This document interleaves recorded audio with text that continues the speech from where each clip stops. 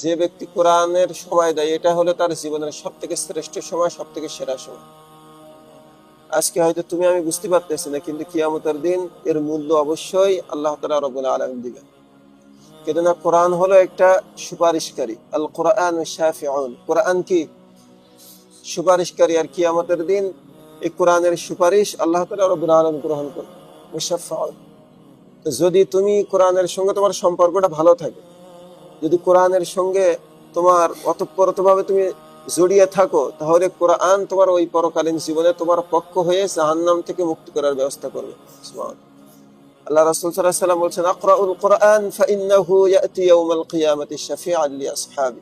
তোমরা কোরআনুল কারীম তেলাওয়াত করো, কেননা এই কোরআন কিয়ামতের দিন তোমাদের পক্ষে সুপারিশকারী হয়ে যাবে। সুবহানাল্লাহ। তোমার জীবনের যে সময়টা তুমি কোরআনের জন্য দিচ্ছ, এটা হলো তোমার জীবনের সব থেকে সেরা সময়, সব থেকে শ্রেষ্ঠ সময়।